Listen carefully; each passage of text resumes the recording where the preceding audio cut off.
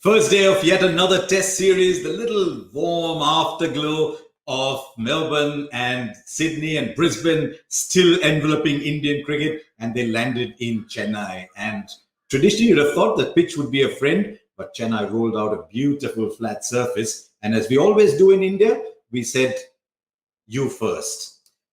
On that note, time to say hello to a great friend of Cricbuzz. Time to say hello to Michael Vaughan. That is what happened today. 263 for 3 eventually. Michael Vaughan, first thoughts on that scorecard that you just saw. 263 for 3. Well, a great day. Good evening, everyone. I mean, a great day for England. A great day for the captain, Joe Root. 3 and 3 for the skipper in 2021. Thank you to India and the Chennai groundsmen for preparing a road. An absolute beauty, very little turn, a hint of swing, but not a great deal. Just placid, just play with a straight bat, play with great control, and you just know that there's runs out there. Dom Sibley, he's the Pujara of the England team. We found one. That's exactly what all Test match team needs. They need a Pujara in the lineup. Well, we have one in Dom Sibley, and I've not seen the England captain play as well as I've seen him in the last 3 weeks. 2 in Sri Lanka, and now 1 in Chennai. It was a tremendous start for him. You took the words out of my mouth, Michael. I was going to say Dominic Pujara. And I wonder, sometimes when you're bored, you ask yourself, so what do you do when you're bored? Do I see an action serial? Do I see a rom-com? I think if you ask Sibley, what do you do when you're really bored? He says, you know what? I get excited watching Pujara bat. He looks that kind. But he played a role too, didn't he? He played a role too. Fantastic. Yeah, Test cricket's a long game. It's 5 days, and you need players with the mentality to wear the opposing teams down, particularly really good teams like India. England know that to compete against this Indian side in their own backyard, they've got to play such disciplined, long periods of play, strong Test match cricket. It was only 2 years ago the England Test match team was so inconsistent because they played a style of, I guess, Test match cricket like they play 50-over cricket. It was too risky, too flamboyant, and they lost quite a lot of games because of it.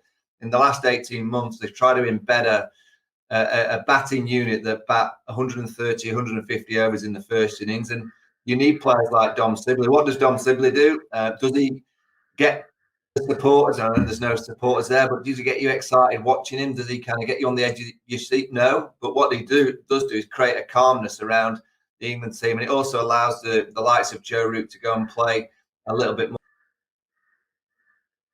That a tremendous start for him. Disappointed that he could go on and get the figures, but a really kind of dominant Joe Root needs a rock, as does the likes of Kohli and co. They need a Pujara because he can see off the ball, wear them down, tire them out, and it allows the flamboyant players to capitalise because of that. I mean, you talked about the surface. And just a quick comment on that surface. Normally, when you go down to Chennai, Michael, the food can be a little spicy. But when I must tell all our viewers, when Michael Vaughan comes to India, his order is always preset. He wants a mild mushroom risotto. This pitch was like a mild mushroom risotto. There was no spice in it. There was nothing at all. And I got the feeling a couple of times that Bumrah was just coming and bowling sort of 132, 135, not stretching himself. Still found a way to pick up 2 wickets. But did you get the feeling that the pitch was starting to get to India as the day wore on? I don't know. I don't think it was getting to them. I think they know the conditions. That they know that pretty much days 1, 2, and 3, the pitches in India are very, very flat. That's why you see such big first innings scores. And then on days 4 and 5, it escalates quickly and becomes a lot harder for the batters. That's why you have to capitalise in the first innings. But I never felt that India, their mentality drops. I feel that they're lacking Jadeja. I think he's a massive loss in the Indian side. The way that he fires those left arm spinners in, I think he's a real threat that's going to be missed. Washington Sunders only in his 2nd game, so an inexperienced off spinner. Nadeem again thrown into the side. I can't understand why they haven't played Kuldeep Yadav. That is bemusing quite a few of us here in the UK because of his 6 Test matches, he's got 2 5-wicket hauls. I know he's a little bit inconsistent, but wrist spinners against an England team have had a lot of success over the years. So we are surprised that Kuldeep, I guess, Mbaldea of Sri Lanka forced the issue because he got so many wickets as a left-arm spinner to kind of thinking of the Indian think tank. Oh, we need a left-arm spinner. England can't play left-arm spin. But I would have thought Kuldeep Yadav would have been a better option. But in terms of mentality, I never felt that India's mentality dropped. I thought they held it in there quite nicely. They were up against a very wide backup batter. It looks a very wide batter of Joe Root at the minute. It just looks like he's batting with a barn door. And on day one, on that kind of wicket, when you get in, you expect real players to get big scores. So, England are ahead. They've got runs on the board. They've only lost 3 wickets. But you go into tomorrow morning session and you get, 2 in the first half an hour from an Indian perspective, and the game changes straight away. So it's on that knife edge already. This Test match. I'm going to get to Joe Root in a minute because Joe Root was the main course of the day today. But my theory on Kuldeep Yadav is I think Kuldeep was in the side till such time as Akshar Patel was going to play. If Akshar was going to play, they would then have had Akshar batting at 7, Ashwin batting at 8. Enough depth in the batting. Kuldeep Yadav bats at 9. He can handle himself at number 9. He's a decent player at that number. But the moment Akshar went out, they felt the need to have the Mbaldea kind of bowler. And so they put Shahbaz Nadeem, even though he was there as a net bowler, maybe just tempting fate. Net bowlers did well in Australia. So pulled the net bowler out. And the moment Shahbaz Nadeem came in, they would have had to have Ashwin at 7. If they played Nadeem and Kuldeep together, the batting would have been 2 weak. So maybe they just thought from the balance point of view. But let's come down to Joe Root. And I must draw your people's attention to that tweet from Michael Vaughan today. What's about Skinny Joe? He nicked your bats, did he, Michael? I used to. I'm from the same cricket club in Sheffield, so I was playing for Sheffield Collegiate Cricket Club with his dad, Matt Root, in the second team. Is that what you are? His granddad Don was a supporter of the club, so Don was always at the ground watching the first team, and then obviously little Joe and his brother Billy arrived around the mid-90s. He used to nick the bats out of the dressing room, want everyone to bowl, the little orange wind balls. He'd have us all bowling at the end of the game on the outfield. If it rained, even better because the ball skidded off. My brother captained him in the second team when he was a 14, 15-year-old. And the club were great because all the young players that came through, we really believe that if a young player comes through a club system, they bat in the position that they're hoping to be when they grow up, And if a young kid comes and says, look, I want to try and be a cricketer, right, what are you going to be, a top order player? Well, you're going to bat in the top 3 for the adults. And where Joe is so good square the wicket and deflecting, it came from back in those days where he couldn't hit it in front of square. So he had to learn the art of using the pace, playing a few trick shots, running between the wickets really hard. He couldn't walk down the wicket and bash it over the bowler's head. He couldn't smack it through extra cover as a 14-year-old in men's cricket. But what he could do is occupy the crease for a long period of time, try and rotate the strike. And the senior member of the team, the adults in the side, would have to risk their wicket, if you like, to get the scoreboard ticking, because they could see at the club that Joe had a great chance of going on to be something, and they just allowed him to bat. So there was many times where he'd bat probably 45 of the 50 overs and he'd be 37 not out, 37, 38 not out, because he just couldn't hit it. But it was all about development, and I think that's why he's such a good player of spin as well. I look at the real great players of spin. Of course, the greatest have every option. The Viv Richards can smack it out of the ground, and they've got all the tricks as well. But someone like Joe Root, because he's never had the ability or the strength to whack it down the ground, he's had to work his game. So he's quick on his feet, nimble, gets right back, sweeps both sides of the wicket, and picks up length brilliantly. And I just wonder it's because of that initial years when he was younger that he couldn't whack it. He had to work out ways of being more skillful. And that's what you see now with the batting hand, particularly against spin. He's up there with the very, very best of knowing how to play spin bowling. There's not many. I mean, Harsha, you've seen a lot of England players over the years. There's not many that can play spin like you see in the way that Joe Root's playing the spinning deliveries these days. We've seen some. India will never forget Graham Gooch in the semi-final of that World Cup, and Andy Flower, who's now an Englishman in every sense of the word. But just a couple of points about Joe Root as well. In Sri Lanka, he got more than half his runs playing the sweep shot. And I thought today the whole battle would be India against Joe Root's sweep shot. But he didn't play it that much because he realized the conditions were different. He realized India were going to bowl differently. I love the fact that the cover drive came out. I love the fact that he was flicking through the onside. Occasionally the slog sweep came out. And I love the way he built his innings. He came in at 60 for 2, remember? England could easily have been 80 for 3, 100 for 4. And if you look at session by session, what 60, first session 27 over 67, they just fell their way around. And then he got 73 or 30 overs. And then in the last session, the bowling tiring really picked it up. So I thought it was a wonderfully organized and well-paced test match innings. Yeah, I mean, you hear the word tempo mentioned a lot in the commentary box, and it was a perfect tempoed innings. You know, as you said at the start, very circumspect, didn't sweep.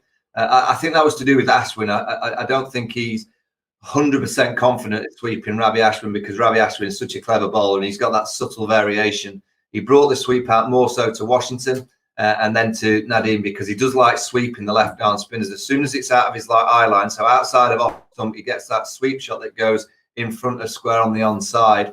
And as you mentioned, he just went up in the gears. The more he got used to conditions, the more that he could see the ball was softening, the more that he could see the bowlers were tiring, the more that he could probably see Virat changing his field.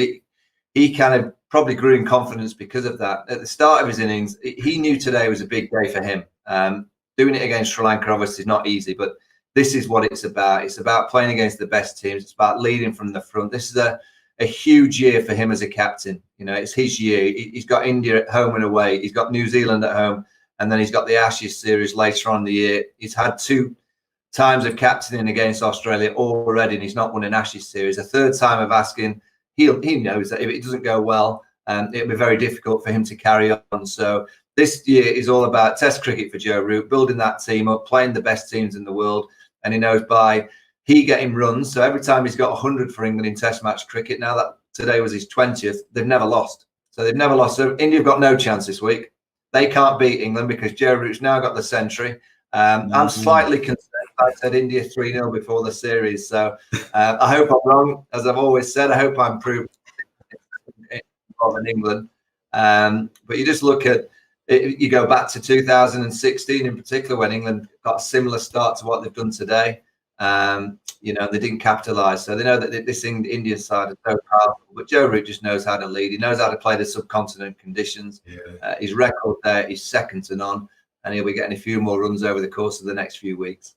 He averages 59 against India. But were you just starting to make predictions again, Michael? You know, every time you make predictions, then all of India loves to follow your predictions. So are you hazarding one again?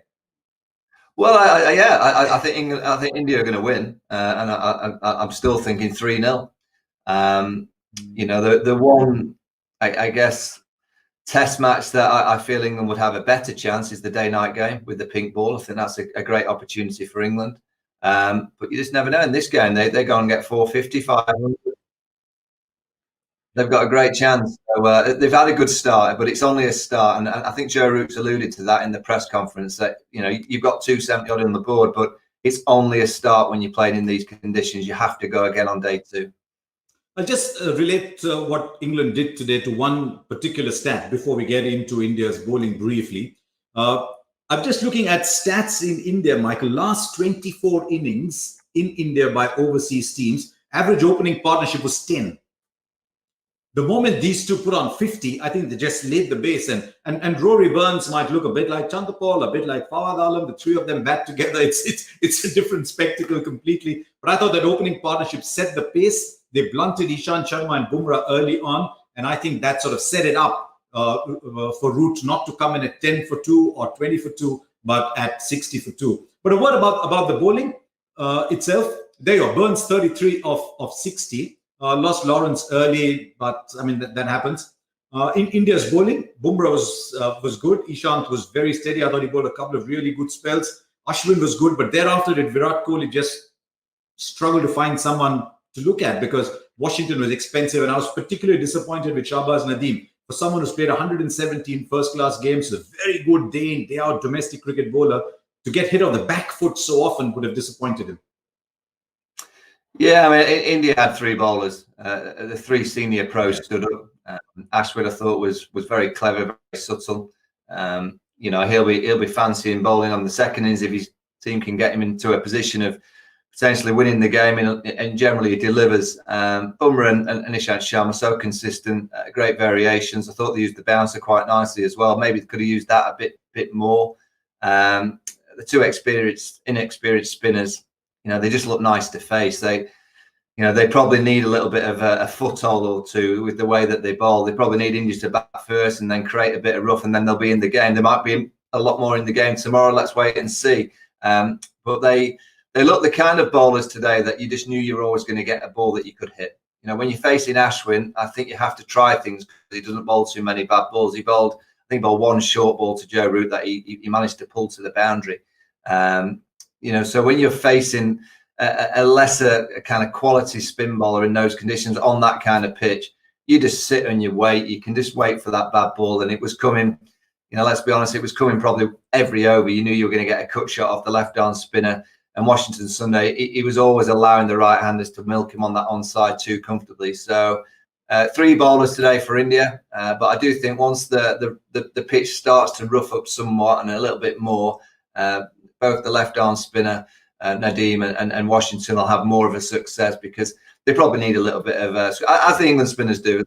Dominic Best, Jack Leach, they will be absolutely delighted that England have batted first, knowing that they don't have to go bowl to Virat and co on an absolute shirt fronted. There'll be a little bit of rough there for them, so it'll help the 2 England spinners.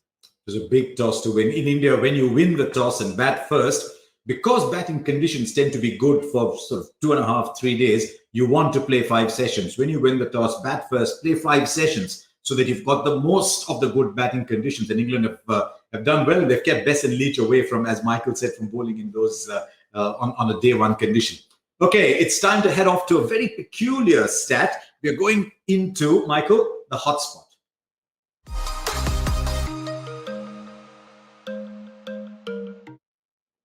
Something very interesting is happening with respect to no balls, Michael. Nowadays, of course, the umpires don't call no balls, which means they don't have to look down and then look up again. Hopefully, they'll be better at the LBWs. But those stats are very interesting. From August 2020, when we started asking the third umpire to look at no balls, they've almost doubled the number of no balls in the game. And it just tells you something, Michael, you and I and all of us have been talking about for a long time. We've been talking about how many no balls went unseen. Today, India bowled 11 no balls. That's very rare in a test match. Yeah, and players now have got to change, and coaching units have got to change as well, because you go and watch an international team practice and you stand square onto the bowling wicket, and you'll guarantee that pretty much every bowler in practice is bowling no balls. It can't be a coincidence that you bowl no balls in practice, you go and bowl them in a game situation. The one thing that's very constant in cricket, that front line does not move. It doesn't, if it's a green top, a dry wicket, a bounce, it's the line's still there. It's still a straight line, and you still have to keep your foot behind the line. I'm staggered how close, particularly spinners. I'm staggered how close spinners get to that front line. When you think that T20 cricket, a no ball can cost you the game. It's a free hit, and the coaches of this generation is there, and there's some wonderful coaches out there. I'm amazed they've not been more strict on the players in practice to make sure that they are behind the line, because in Test match cricket, we had it in the Ashes where Jack Leach got Steve Smith out, and it was a no ball, costing them hugely. In Test match cricket, it's almost, I don't know, the captains and the coach almost like laugh it off. Oh, you'll get another ball. You can lose a Test match because of a no ball being bowled if you get a wicket off that ball. And I just think the coaches have to be stricter. I think practice sessions have to be more disciplined. I did say on the BBC today that if a spinner bowls a no ball, that their foot should be chopped off. It's that much of a crime. For a spinner to bowl a no ball, they should just chop their feet off. End off. You should have a week or so without a foot because you've bowled a no ball when that line does not shift. As I said, it's going to cost teams big moments, potentially games of cricket, and you shouldn't really be letting that affect the game, because coaches should stamp it down, get it out of practice, and if you practice with your foot behind the line by a good 2 or 3 inches, it's a good chance that you probably won't be bowling no ball in a match. Interesting punishment. I can tell you are an occasional spin bowler, so your punishment's pretty hard. I'd have ended up with no feet. Okay, now this is interesting. What everyone would like to know is, here you are, 263 for 3. I thought India did really well in that first session, maybe even enough to earn that first session. but the day belonged to England. Now what lies ahead on day 2? Let's go fast forward.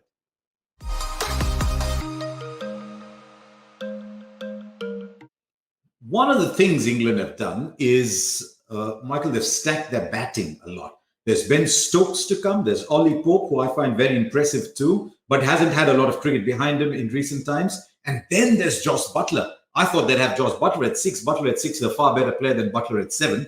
But that batting goes all the way down. Best can bat, Archer can bat. Leach has been a night watchman who opened the batting. That was a first for me.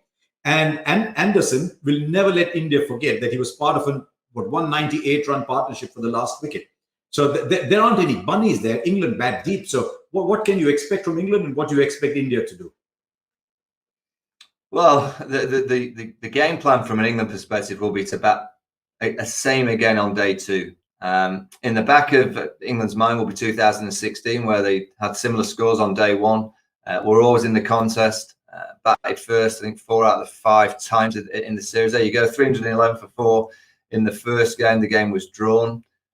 268 for 8 in Mohali, 288 for 5. So a few more wickets down on those occasions, but they got the opportunity to bat first and got decent scores. But a decent score in India generally doesn't work. You need monster scores. So they do need the 500 pluses. You look at that 537 in the first game in Rajkot, they drew the match.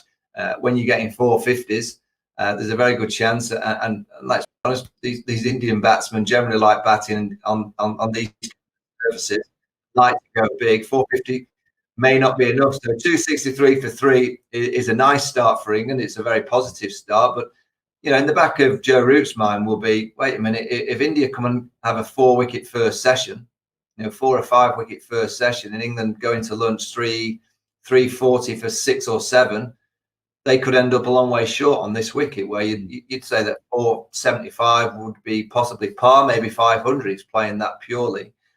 So it really is in the balance. As much as I'd rather be in England's shoes now than India's, because there's runs on the board, everything can change in that first session tomorrow morning.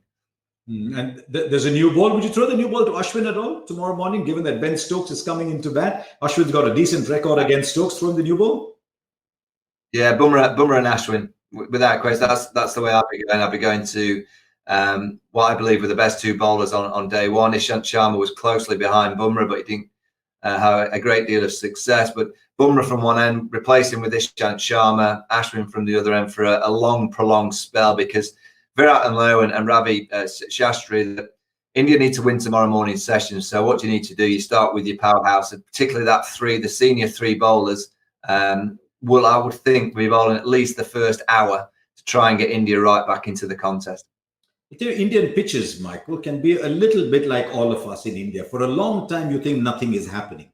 And then as the deadline looms, everybody starts moving, and we do things very quickly. Pitches can be like that. For about 2 or 3 days, you think nothing's happening. Suddenly 4 and 5, the pitch rediscovers its spice. So the longer England bat, the better off they are. The quicker India take wickets tomorrow, the better off India are, because you want to be batting till as late into the 3rd day. 4 and 5 can move very quickly. So they were wonderful to chat with Michael Vaughan. We'll be together right through this series as well. And we will keep reminding Michael about his predictions, though in this case, we actually want them to come true. So we'll keep giving him a hard time. Anyway, thank you very much, Michael, for joining us. Just to remind you, 263 for 3. The new ball is still very new, just about 9 overs old. So it could have an impact tomorrow. Let's see what happens on this Chepauk pitch. See you tomorrow.